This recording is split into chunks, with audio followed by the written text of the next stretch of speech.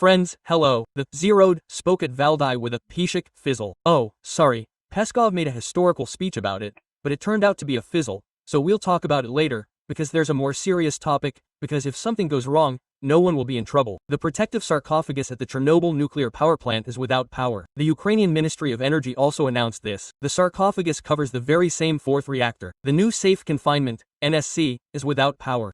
Briefly, it's a dome that isolates the exploded power unit and prevents the release of radioactive materials.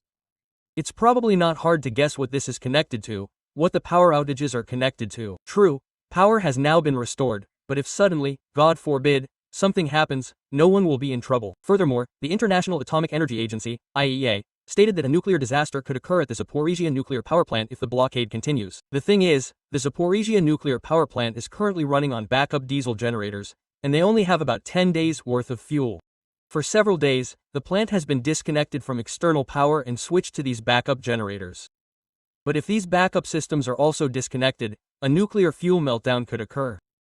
The International Atomic Energy Agency says the consequences will be dire, but I'm putting it mildly. Some of you will probably say, "You're driving me nuts." And to those folks, I'll give you a response. If you haven't had enough surprises over the past 3.2 years, then, as they say, sorry, move over. And now, a little helpful integration for those who want to get away from it all. It will definitely be useful for some. Immigration to the US is a topic that can easily become confusing. Forms, deadlines, transfers, conflicting advice from friends and relatives. All of this often hinders rather than helps. In fact, a successful move starts with a clear plan. M&M Document can help you with that. They specialize in the IB-1A and IB-2F immigration programs. These programs don't require an employer. They don't require extraordinary achievements like an Oscar or a Nobel Prize. This program is for those with professional experience and tangible accomplishments in their field. You could be an IT specialist, a doctor, a scientist, a manager, an architect, an athlete, or simply a solid professional. The list of suitable professions is much broader than many people think. Each case is handled by an entire project team, led by a senior specialist with over 3 years of experience. This approach ensures attention to detail and professional solutions, even for complex problems. And believe me, such cases do exist. The company's headquarters are located in New York, and its specialists understand the immigration process from the inside. First, the team will honestly assess your chances. If the program isn't right for you, you'll know right away. No extra expense, time, or money. If you have a chance, you'll receive comprehensive support. From document collection and strategy development to filing a petition and obtaining a green card. And my subscribers can get a 25% discount on M&M Documents services. But you need to apply before November 1st. Follow the link in the description and start your journey to the USA now. Thanks for watching, and we'll continue. An illegitimate one told the joke of the day. Alexander I at the Congress of Vienna, who personally led the negotiations on a new world order. Are you the only one? No, I don't feel it. So Alexander I was the emperor, and I'm the president elected by the people, for a fixed term. That's a big difference. So, that's the first thing. Secondly, the president has been reset for an indefinite term. In the comments, they write, "You're not Alexander I, you're, oh, damn, I can't see it from far away. Is it written, pick? It's like a pickaxe or something." Quote. But what does the furnace outlet have to do with it? I don't quite get it. Okay, screw these comments. Basically, it's written in some kind of illegible language. But seriously, Alexander I reigned for 24 years, and this guy has been in power for over 26 years. Nobody seriously considers Medvedev president, right? And they plan to stay in power for another 10 years. So, of course, he's not Alexander I while that guy ruled legitimately. This guy is rewriting laws to suit himself, changing the constitution, and lying whenever he opens his mouth. The president has also once again shown his true colors. He literally tells us how he reads Pushkin, and then immediately starts using obscene language. Even the US State Department has pointed out that human rights issues have arisen in the UK. Nonsense, it would seem. Well, God bless them. Those who are now dismissing this can pull a man out of a St. Petersburg back alley, but, as you understand, it's impossible to pull a St. Petersburg back alley out of him. But the truth has also been revealed. Well, here he spoke the absolute truth. Thank you so much for such a comprehensive review. I've bored you. Sorry, I guess. No, you've only just begun.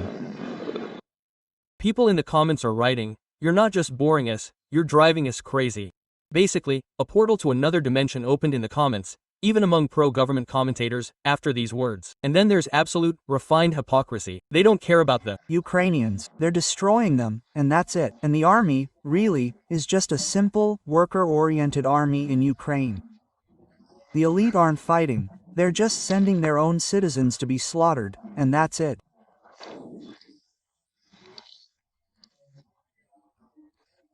But that's why we have so many deserters. That always happens during armed conflicts.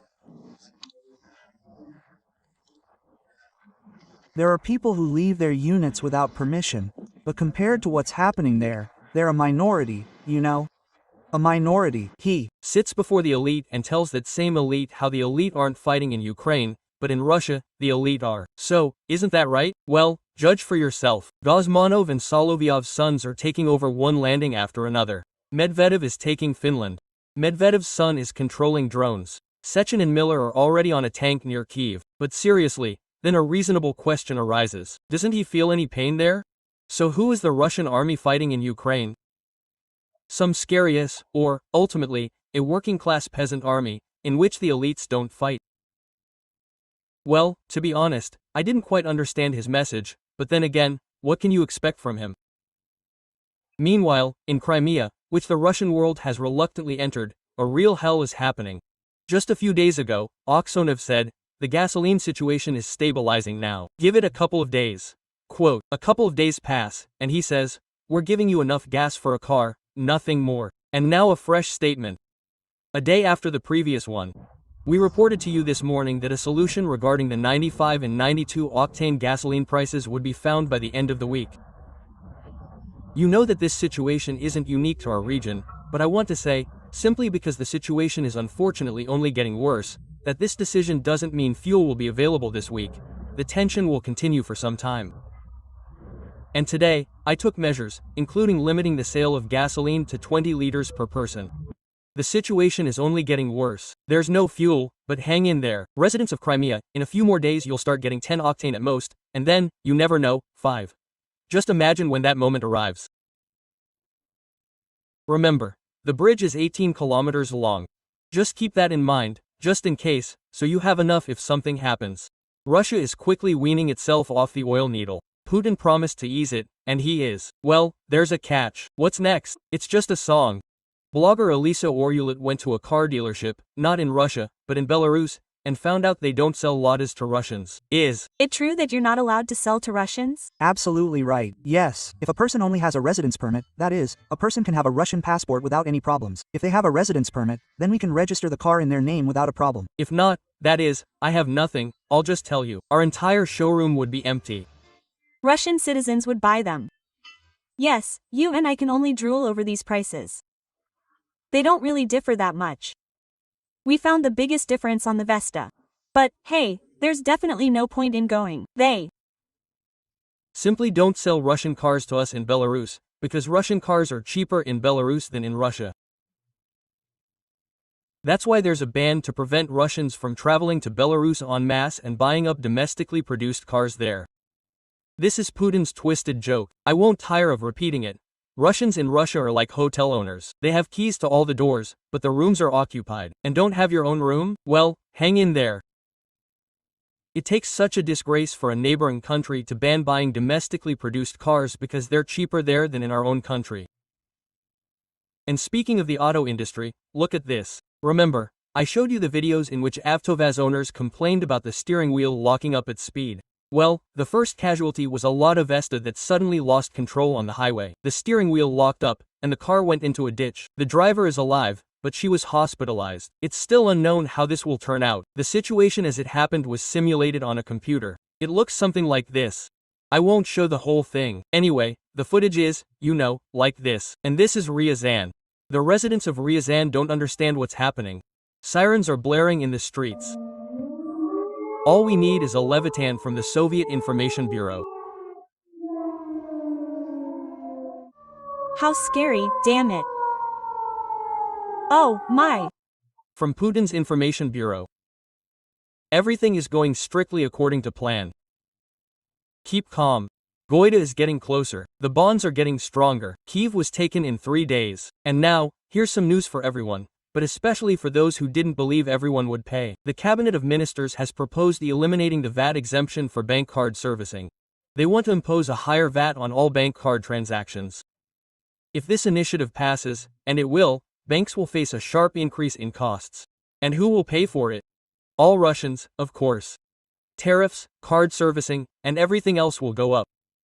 Russians aren't just being robbed, they're being robbed. And when I said everyone would pay, the haters wrote, so you're advocating for collective responsibility. Guys, you don't need to advocate collective responsibility to understand this. It was simply obvious. But wait, there's more to come. There won't be a single living soul left in the country untouched by this. So what's with the mind-blowing news? There have been some mind-blowing ones before, of course, but this is even better. Putin's savvy managers want to impose duties on product labeling. So, first they introduced labeling, which cost ordinary Russians a huge amount of money, and now they want to slap duties on top of it. So, labeling, then duties on duties, duties on duties, duties on duties, just to make things even better. The budget hole needs to be plugged somehow, and such a measure could bring in around 40 billion rubles a year. Labeling already costs manufacturers billions. These billions ultimately end up in the pockets of ordinary consumers.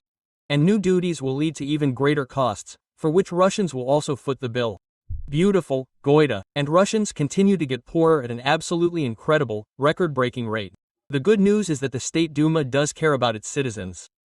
A bill has been introduced to the State Duma to introduce food stamps throughout Russia. Yes, you heard that right. I'm serious. If the law is passed, food stamps will be introduced in Russia soon. We were able to replicate it in full. It's assumed that the nominal value of a stamp will be around 30% of the subsistence minimum, or roughly 6,000 rubles. And only people whose incomes don't exceed that subsistence minimum will be eligible for these stamps. Well, that's good news, you say. Yes, it is. Well, there are some nuances, and I'm not saying goodbye.